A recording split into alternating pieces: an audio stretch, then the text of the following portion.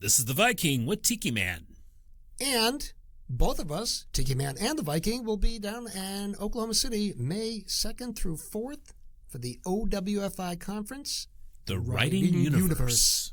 And we'll be presenters presenting on podcasting and blogging, as well as a lovely session on dining with death, and I'll be talking about mystery, suspense, and the supernatural. I'll be there too on that same panel. Oh, I didn't know you got added. Yeah, I was added. Okay, excellent. So therefore, we're both going to be there. We're both going to be there. Okay, we will both be there. Hey, listen, no, this has been great. I hope you all will find a way to come down and visit us, owfi.org. It's a great 2-day conference, May 2nd through May 4th. We hope to see you there.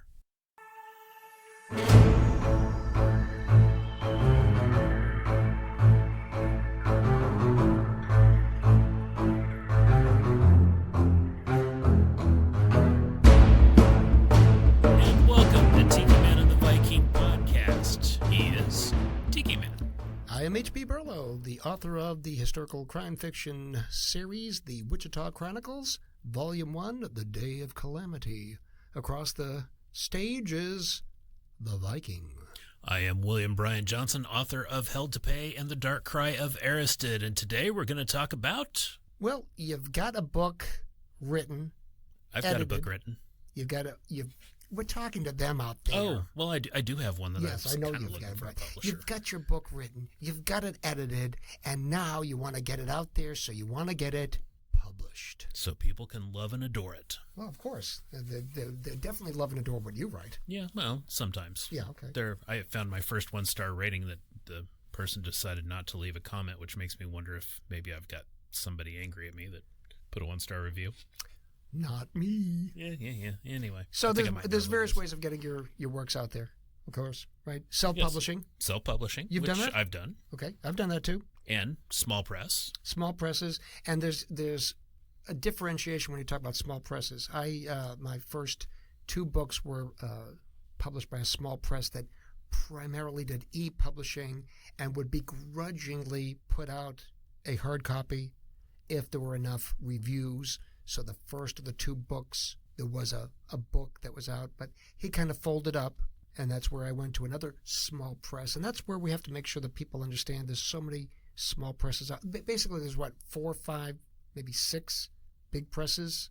Yeah, I think really with all the mergers and acquisitions, I think they're down to 2 or 3 now. Okay, there you go. So beyond that, everything is a small press, and you have to pick and choose what works for you. That's right. And I also started off with a small press, a little place in Chicago that actually had a storefront. And they put out ebook, and they also did a small publishing run. Wow. What happened to them? They folded. The world of publishing is difficult, folks. Make no bones about that at all. Your work and your effort, as long as you get it printed, as long as you get it published, as long as you get it out there, that's your success. Everything else is, as they say, the gravy. That's right. And sometimes you have to enjoy your mashed potatoes without gravy. And it is a journey that can be fraught with waiting, excitement, non-excitement, despair. Trauma, yeah, depression. I think I still have a list or a drawer full of my rejection letters somewhere. And they're viable. They are a reminder of things. So let me tell you about my publisher, small press that I have now, the Wild Rose Press. I first encountered them at the OWFI conference, where we will be on the faculty this year. May 2nd through 4th in Oklahoma City. That's a quick plug. Thank you.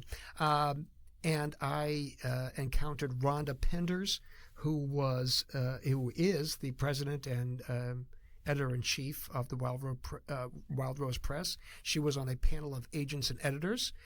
Back then, they were primarily a romance, some erotic fiction, and it was like, well, they're interesting, they're good, they're put together, but obviously I can't, submit. And I think a lot of industry starts off in romance because it's, 70% of what's written? I'm not sure of the numbers, but it is a high percentage. There's that, and there's crime thrillers. Not crime per se, but just thrillers. That's a big field. Mm-hmm. So the Wild Rose Press, I think it was 2 years later, I'm at another session with one of their editors, and they're referencing our other divisions, and I'm like, you got other divisions? So I'm quickly with my phone looking down under the table, and I'm like, oh, they got a historical section. Oh, a couple of these look like something up my alley. Well, I submitted, and the rest, as they say, is history, pun intended. I ended up finding mine through a newsletter called Hell Notes, and Hell Notes, I think, is actually still around. They were talking about new publishers to the scene, and the company that will remain unnamed, they're gone now, was kind of a new company that was coming out looking for good horror novels. And I went ahead, submitted, got a very nice response back that, yeah, we want to take a look at the full manuscript, and then, yeah, we'd be interested in publishing you.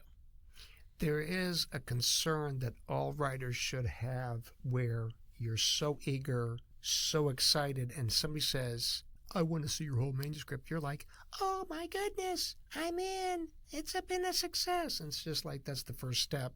What kind of recommendations would you have for folks in terms of finding the small press and weeding them out? Look and see what they've published. Look and see the quality of the books. Sometimes you can just look at the cover and go, ooh, yeah, this looks like a bad Photoshop job, or this looks like the cover was done by a 5-year-old. Avoid those. I mean, there may be good places out there that have horrible cover artists, but look and see kind of what their sales are. You can get that from Amazon and see exactly where the sales are tracking. And Barnes & Nobles, I think, will also report sales from their locations. But look and see what they do. Look and see what they put out. Is it a hodgepodge of it looks like they publish everything they get? That should be a warning flag, because if they do, there may be undercover charges that they're looking at charging you. And that's the other thing, too. You should never have to pay a publisher to publish you. I'm starting to hear that some of the new small presses coming out are kind of, what's the good word for that? It's you pay them for services. There used to be the vanity presses, but that's not what we're talking about here. Right. It's essentially pay to play. That they want you to pay for editing, they want you to pay for cover design, and essentially they're using Amazon to publish and promote your book. And if you're doing that, self-publish. Yeah. Okay. And that's the degree of satisfaction each author's going to have. I don't mind paying to do all that. Do that then. Mm-hmm. I would mind that, because it's nothing more than a vanity press once again. Right. And I mean, there are editors out there that you can pay for services. Exactly. I think I talked in a previous episode using Fiverr to find one, and found out he didn't speak English great, but did a decent job of editing. It was just conversationally, I could tell that there was an issue. I do recall there was a website called Editors and Predators. Yes, and it's still out there and being updated. So you might want to check that out. Editors and Predators, and you can find out from it's basically a good word of mouth website. And I used to do Twitter used to have pitch sessions, and I would be on those pitch sessions occasionally, and it was amazing the amount of presses you would see come through, and the warnings that would go out through some of the fellow writers of, hey, you need to definitely avoid these people. So getting to know the group, getting to hear what other publishers have done. Don't be afraid. Maybe if you see an author of a certain publisher, reach out to them and say, hey, I'm thinking about publishing. What do you think? If you do that cold, though, don't be surprised if you don't get a realistic answer.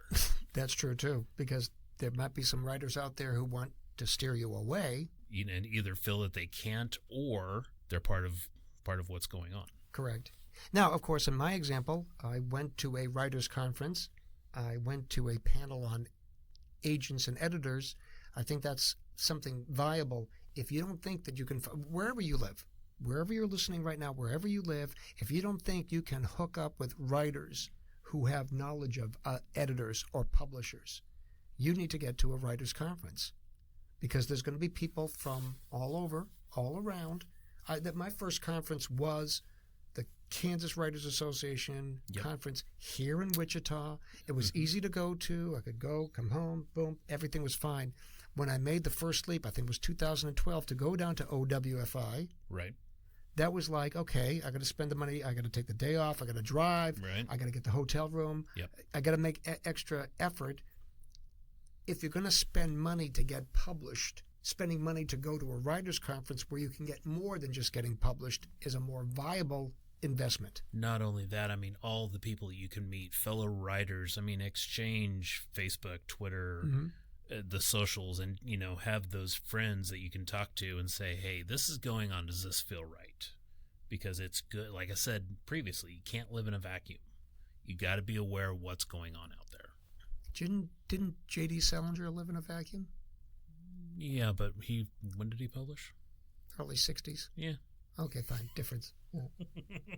So finding that's finding a publisher. We talked about self-publishing. There is still vanity presses. Yes. Okay. And there are still a lot of those types of publishers out there.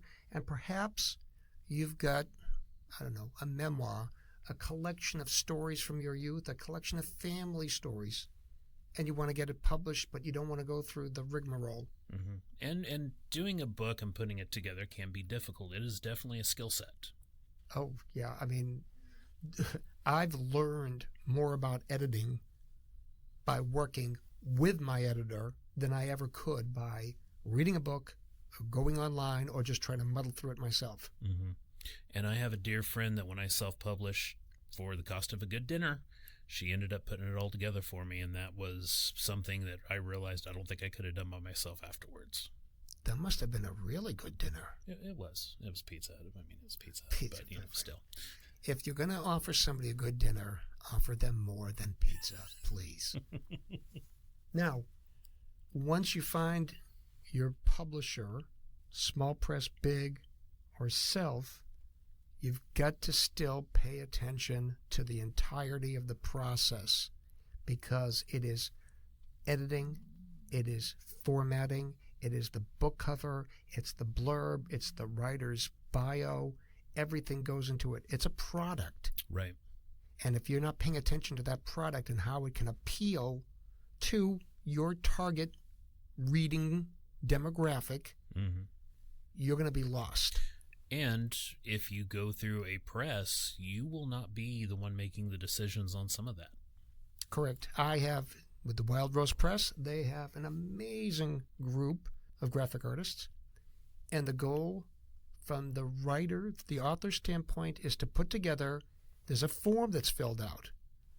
Time period, genre, mood. If you give the publisher the necessary tools, they can give their graphic artists what is needed to create a powerful book cover. Right. And like I said, my place was originally just starting out. I don't know if they continue to use the graphic artists. They did. They shouldn't have. I was not at all happy with the first images of the cover, and I asked them, I said, I'm a photographer. I want to go ahead and make the cover and see if I can use it. And they said, sure, go for it. And so we did a book trailer way back when. And during the book trailer, I had my friend sitting there and had a bottle in front of him, because Hell to Pay is about a detective that's kind of fighting old demons, and was able to get a really good shadow on him. The light was kind of intense over his eyes and just on the edge of the bottle, and that was the picture we went with. Fortuitous. Yes. Look that up if you don't know what it means. Although I've been told that it looks horrible on little Kindle icons when you're searching, and I need to probably redo it. But see, that's the interesting thing. I mean, when you talk about the book cover, when was that published? Originally 2008. Okay, so we're talking 16 years ago. Kindle was maybe a thing, but not as big of a thing, and now it's a bigger thing. Right. And that's the one thing that I've always been told, is that book covers have to be appealing enough thumbnail. Right, and the thing is just trying to keep up with that search, trying to keep it in the algorithm. If it hadn't been searched it for years, it's probably not going to come up on a search. Even sometimes with the entire name and author put in, you may have to scroll a little bit before you find it. But it's still out there. It's still out there, yep. There you go. There you go. So, several ways of finding a publisher, several ways of getting published. Self-publishing is a worthwhile tool if you have, I don't want to say the gumption, but if you have the wherewithal to follow through the process, because it's all on you. Now, a lot of people say that even if you were signed by Macmillan or Penguin or a big press, you still have to do all of your own promoting. Right. Promoting is after you get published. Okay. The publishing process is something that, do you want to take it on all by yourself, or do you want to find a publisher? And I had the self-publishing. I self-published 2 novellas and 2 collections of poetry. Lovely experience doing it. I was happy to do it just for the sake of my parents, having some physical media that they could see their son having had done. But I was thrilled to come across the Wild Rose Press, to develop a relationship with them, and to sustain it. It's important in that regard. God help us if somebody would jump on one of those prior books and they wanted to sell the rights and we get it turned into a movie, go for it. But in the meantime, find a good small press that you can develop a relationship with. Right. And take your time to do it, because I think I jumped into mine with both feet first, thinking it was a fledgling small press starting off. And ultimately, for my first novel, it was very disappointing. That can be important. Don't get disappointed. By the same token, and I hate to be dismissive about this, your work is a product. You have more in you. You didn't write this one book as the culmination of your life. Hopefully you have more works within you. If you made a mistake in choosing the publisher, the small press that went out of business, didn't pay attention to you, at least have satisfaction in knowing that something you worked on from a literary standpoint got published. And it's out there. And it's out there.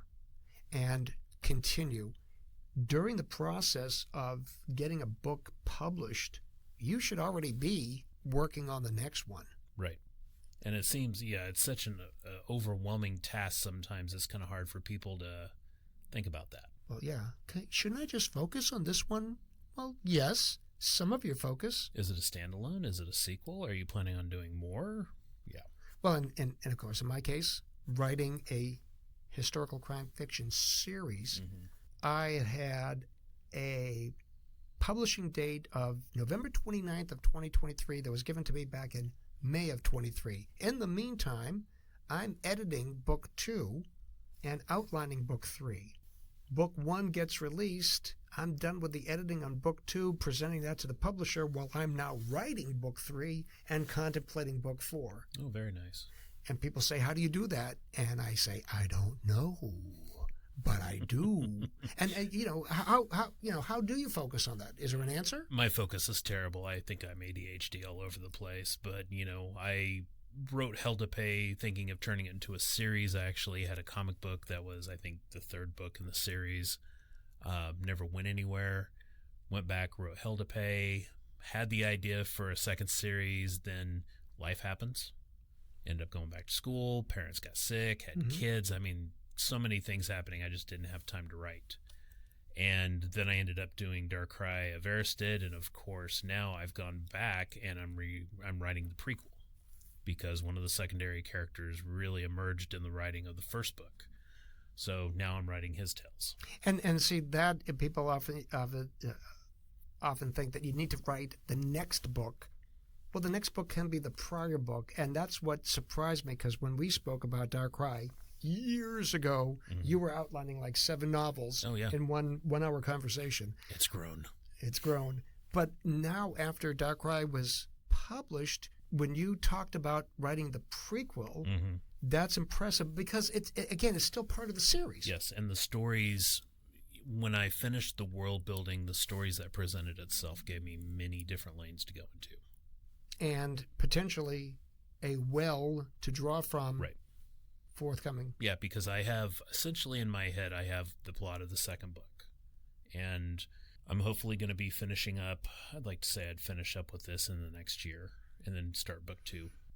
And then I also have another book that's something completely different that I wrote during NaNoWriMo years ago, and then went back, looked at it, re-edited some of it, and it's like, this is a really good idea, and it's a horror book based on an ice storm with technology people. And there's a haunting that starts happening. So they're freaking out because they're strangers in a strange land without technology, and the ghosts are talking to them. Wow. I think anybody who's listening to that description would want you to get that written. Yeah. Okay, because, don't tease people. Get it out there. Summer is coming. So, find a way to get your work out there. Find a way to get it published. You've worked hard enough on it. Get it out there for the world to see, or at least your small portion of the world, or your family for that matter. and have some pride in the accomplishment because it is gratifying. It is. Actually holding your book in your hand. And after you get that, then you have to find a way of getting it sold and marketed, which I'm sure we can discuss.